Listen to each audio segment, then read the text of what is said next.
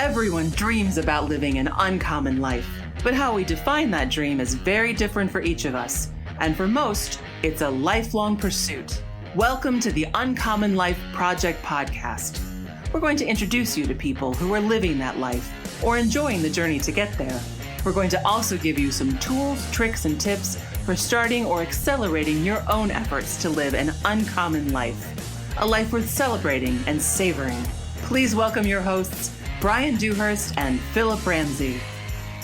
Hello and welcome everybody to another episode of the Uncommon Life Project. I'm your host, Phillip Ramsey. And I am Bryan Dewhurst. Welcome to another show. We're so glad you tuned in.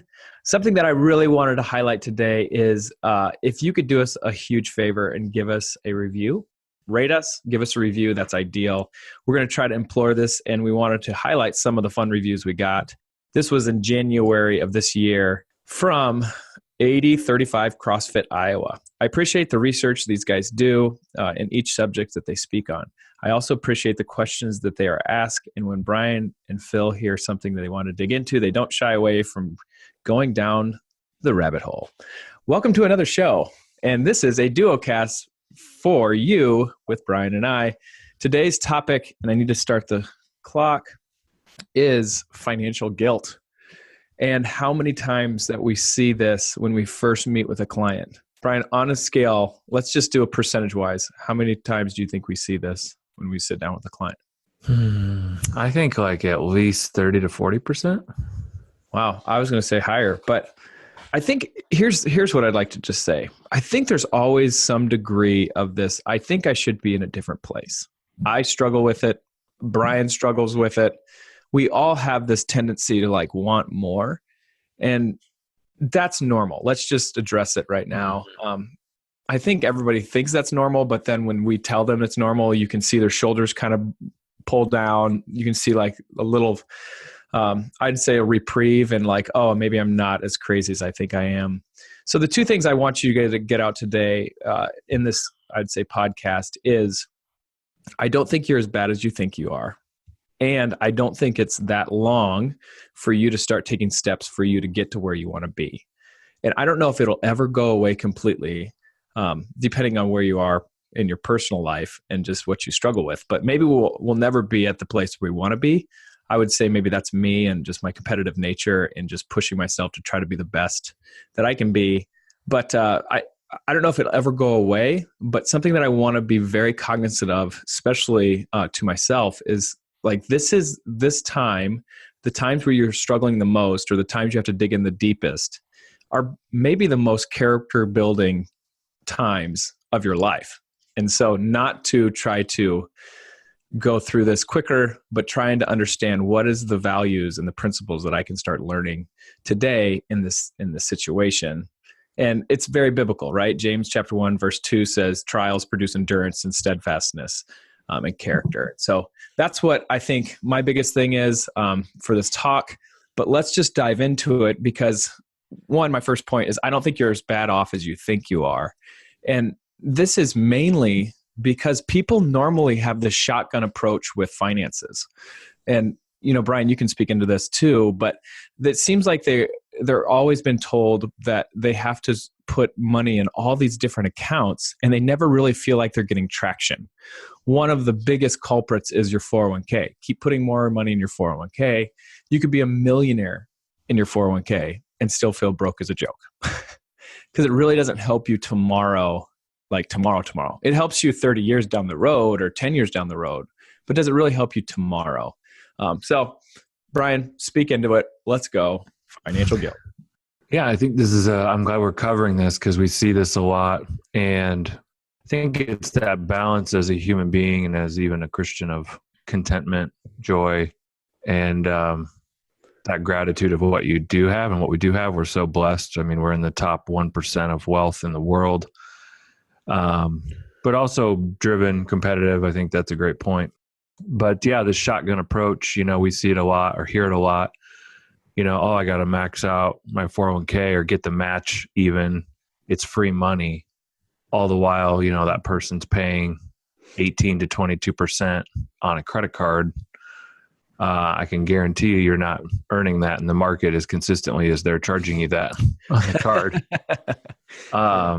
And so, yeah, I think it's tackling things and slaying the dragon, so to speak, of wiping out that debt and getting your ability to save to double. I don't think people think about that. Like, well, I could save 5 to 6% in my 401k and get a match. That's certainly true. But when you look at it, if you could pay off all of your debt, what would that free up your ability to save on a monthly basis? And is that, 2-3 times more than what you're saving now if you just got it done in 2 to 3 years? So I think that's where we approach it. And I think too, a lot of the other culprits, college savings accounts, you're saving $100 for your child, which is noble. But you're paying that in interest on a credit card in your name. Those types of things, where you're funding all these different accounts when, you really need to focus that cash flow at one thing and just get it done. Yeah.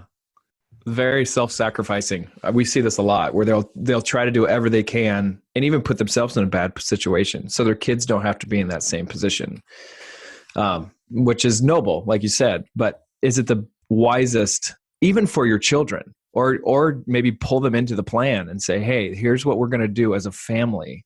Let's work together and get this goal done, and then we'll work on this goal, which is your college tuition. Yeah. And instilling those, I'd say, core values in them at an early age could be way more valuable than a 529. Could be, right? Might not be. So here's where I'd say, if you're a new listener, this is where Bryan and I'd say is our niche. I feel like my uncle Dave Ramsey does an amazing job at helping people understand their budget, helping them get out of debt. But then he does an absolutely horrific job of helping people build wealth. His strategy is to put it all in the 401k or qualified accounts and start doing passive income. And here's why Bryan and I inherently think this is wrong. Because that's not, one, how Dave Ramsey built wealth. And it's two, not what got people out of the situation that they were currently in. Right. What got them out of where they were currently at was discipline, principles, and budgeting, right? So those three things are huge components of what we need to help people focus on for the rest of their life. So what does that look like, right? A lot of times, Bryan and I will see Dave Ramseyers killing it, and then they get to their mortgage and halt quickly because it's a huge elephant. And what they've done has never been as big as what their mortgage is. So they kind of like lose track, lose focus, and then eventually kind of go back to where they were. There are strategies to help you eat the elephant, the mortgage, quickly, if that's part of your goal. Bryan and I love to talk to people like, all I want to do is just kill my mortgage. Awesome. Let's help you, right? Or we have some people who are like, hey, I'm not too worried about that mortgage.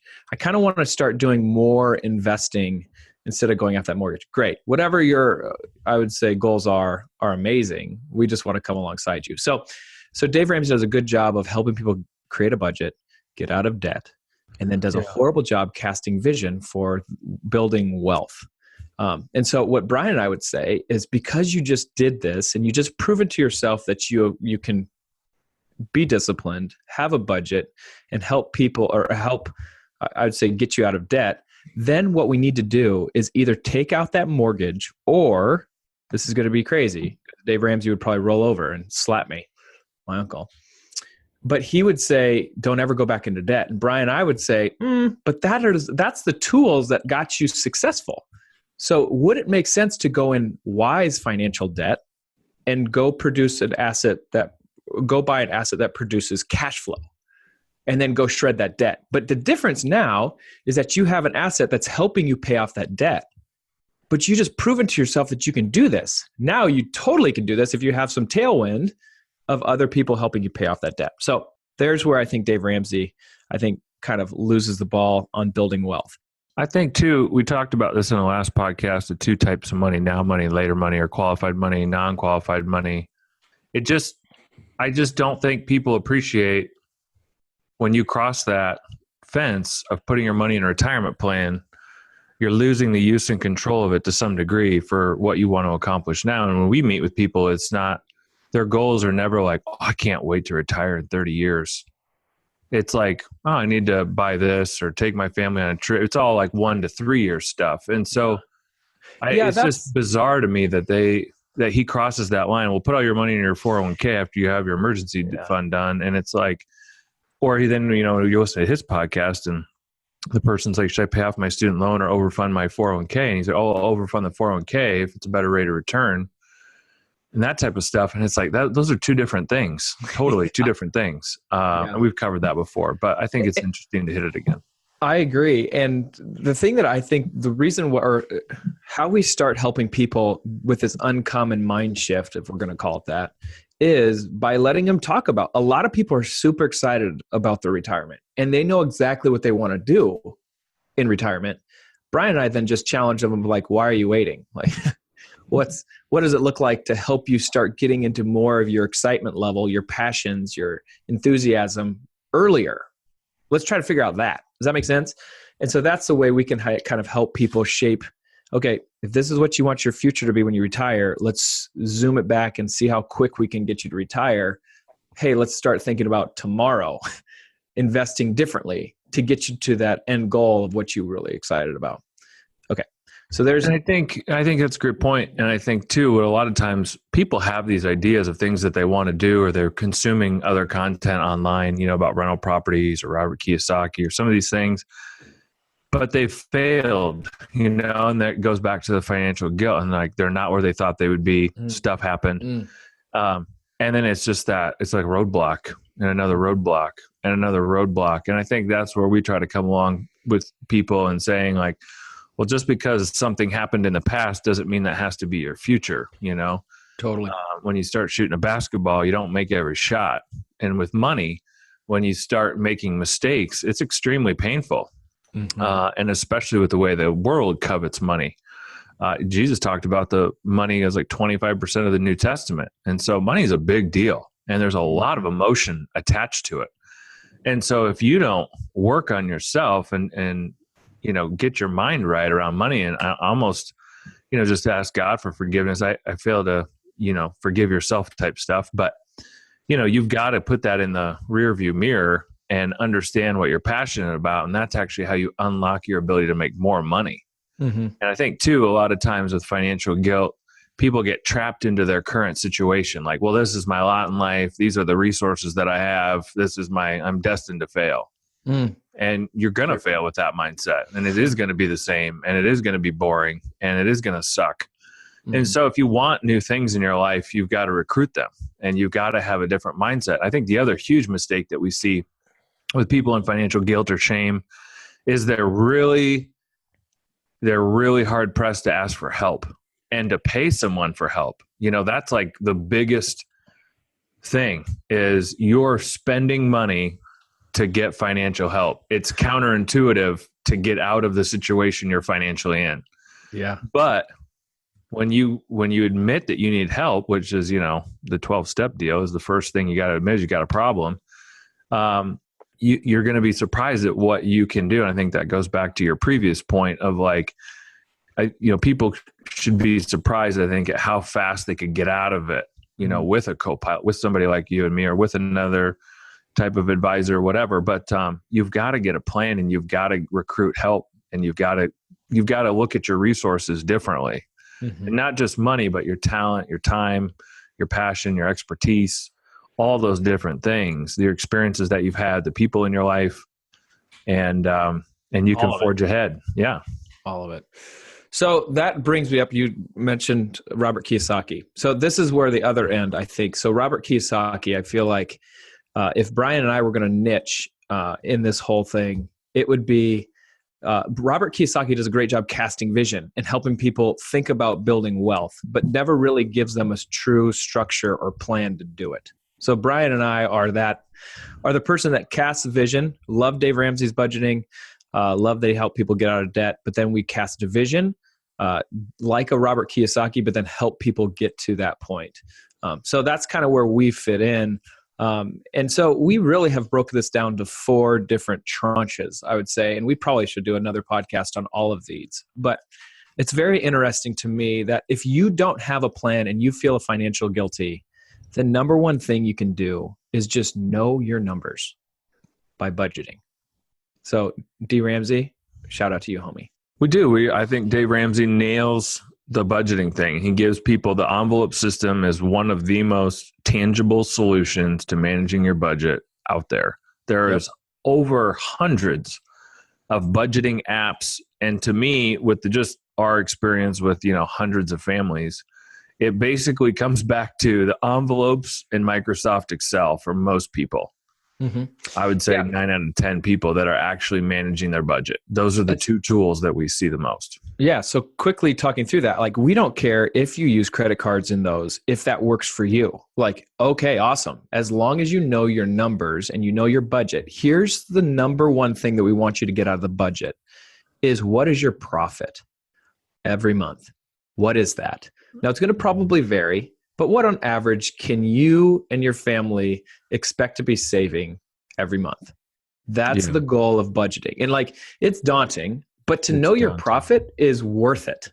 And people with financial guilt, if you don't know your profit, I would say start there. Especially, I don't mean to cut you off, but especially if you're going to go down this entrepreneurial path and you're going to buy a rental property, or you're going to start a business, or you're going to do X, Y, and Z, you're going to invest in the stock market. How many people listening to this know their rate of return on their 401k last year and the fees that you paid? I would say probably not many. Yeah. But you got to treat this stuff like a business if you truly want to retire sooner than later. And here's what I would say that Dave Ramsey has missed completely is this whole budgeting thing is for now and forever. Could sound daunting, but for people who retire, if you don't know how much you're spending, it is going to be a rough ride. Number one variable to financial planning. What do you spend a month? And if you don't know that, so like what I think Dave Ramsey does is a good job understanding the budget and doing it, but doesn't cast a vision to like, this is going to be the key components to casting wealth and helping you get out of this position where you're in. And Robert Kiyosaki has this game called Cash Flow. And the whole point of the game is to try to get out of the rat race. The way you get out of the rat race in this game, and I think in life, I think it's a good concept, is by having income that comes in, passive income or residual income that covers your monthly expenses. Once you do that, you're out of the rat race. And so to me, that would be like the goal of everybody is 1, understand what is your budget. So if you don't know what that is, how are you ever going to get out of the rat race? I mean, you probably could, some people could, but I don't think I don't know. I look at just the people that we're around that are most successful with money. They manage a budget. And if you look at Dave Ramsey and all of his businesses that he's running, you can't tell me those businesses don't have a budget. Oh, yeah, for sure. So, okay, so the first tranche is budgeting and trying to figure out what your profit is. The second thing, and I think this is a Dave Ramsey idea, I know it is then you need to try to collect cash. Like you need to start building up your savings to have your emergency fund. We'll just use his vernacular. So once you have that emergency fund, and we'd say 3 to 6, months in that emergency fund, that would be stage 2. Like stage 1, budgeting, try to figure out your profit. Stage 2 is savings to get your emergency fund. That's the goal, is to fill the emergency fund up. And I think what we would say, if you're going to be entrepreneurial and buy assets to produce cash flow, and you're going to try to go out on your own or quit your job, those types of things, lean to the right, 6 to 9 months.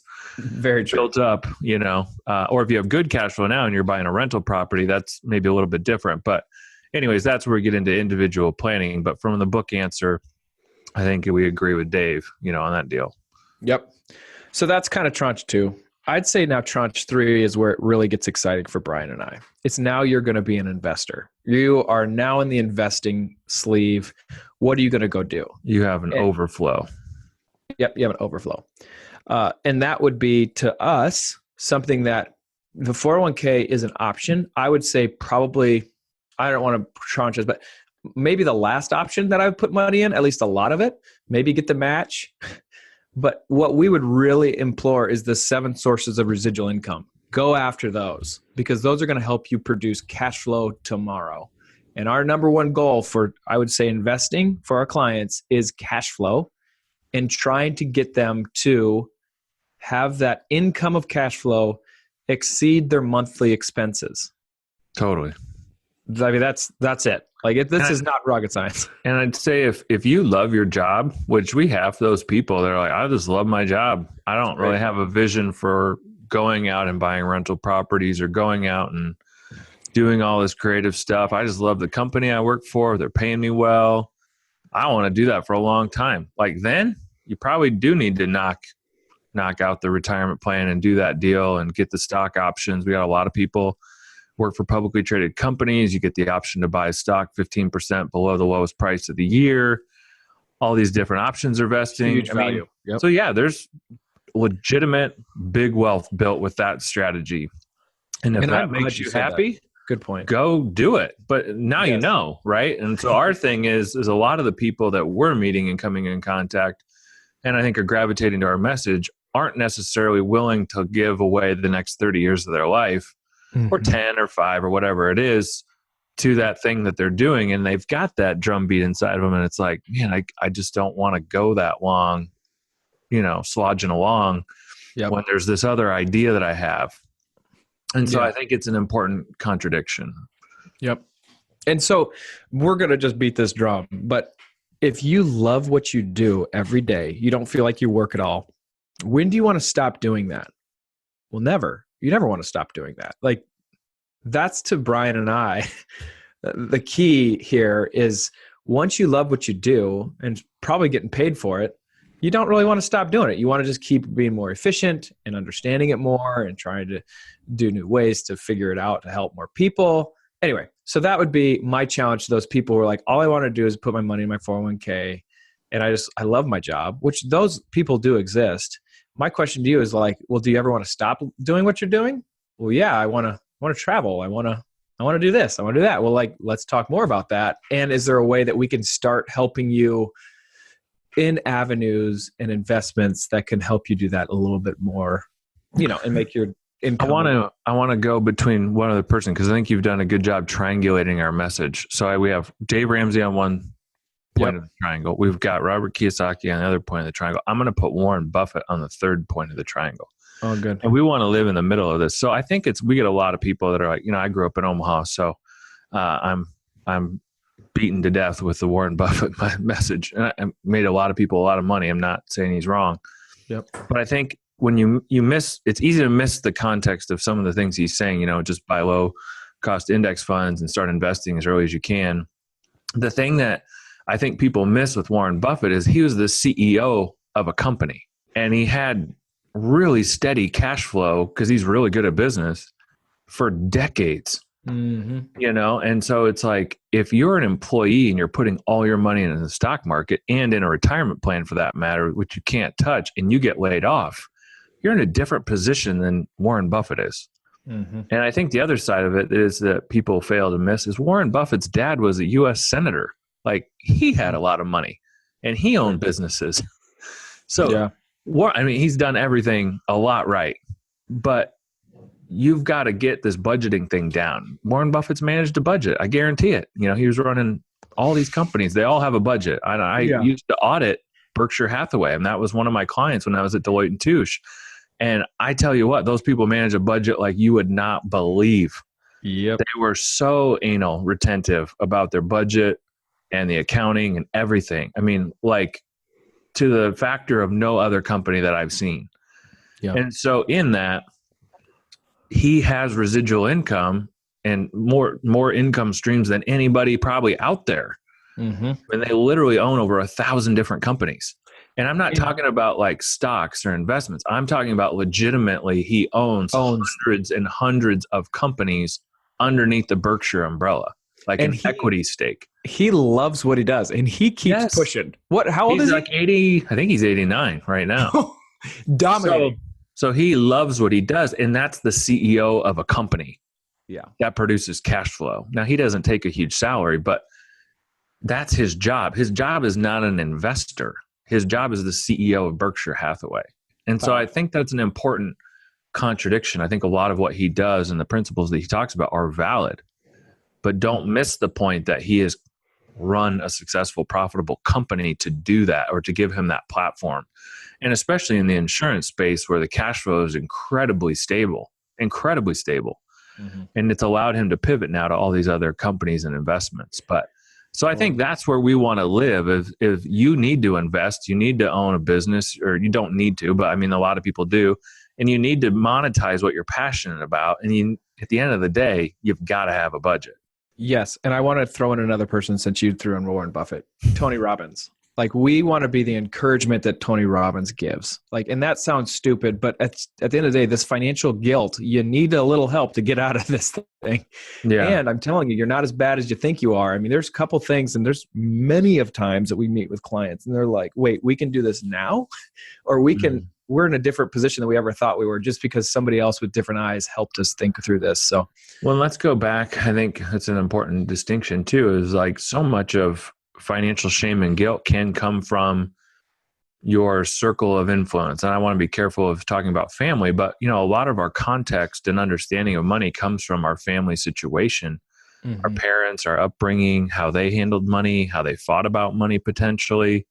And we've met a lot of couples where their parents fought about money, or, one doesn't want to spend a dime and the other one, hey, I'm not guaranteed tomorrow. Let's have fun, And so money is a huge topic, especially in relationships, and especially as we look backwards to our past, and that can have a lot of impact on our financial shame and financial guilt. And so I think it's, talking about that in a healthy way. And then, like you said, casting a vision so that a husband and wife or whoever can get on the same page, shoulder to shoulder, and saying like, yeah, we both want that. We both can make sacrifices to get that. We both can hold ourselves accountable to achieve that. And let's make it a game and see how fast we can do it.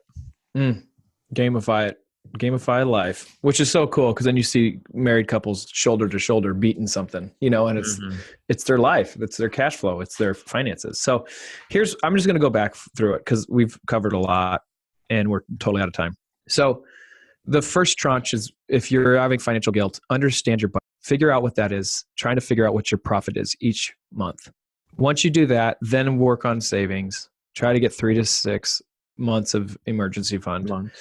Yep. So, and then the third one is investing. Then our number one goal of investing is to try to figure out how to make enough money coming in that we can handle our monthly expenses. And then the fourth is just financial freedom. At that point, you have financial freedom. And then you can continue to tweak things to be more efficient, and this, that, and the other. So those are, I would say, some things that you can take home from this. If you are experiencing financial guilt, please reach out to us. Schedule your consultation. We'll at least walk you through it. We've talked to many people, and it was just the consultation. And after talking to them, how encouraged they have been. And they're like, well, how much can we pay you? Like, no, how about you just go out and do this? Does that make sense? Give us a call after you've done the things we've talked about. And anyway, so that's our deal. You've been listening to the Uncommon Life Project. We are so thankful that you listened and tuned in. Don't forget to rate this thing for us. That would be huge. And you've been listening to the Uncommon Life Project. My name is Phillip Ramsey. And I am Bryan Dewhurst. And you can find us at www.uncommonwealth.com, and you can schedule a free consultation on our website. Thanks for listening. Bye-bye.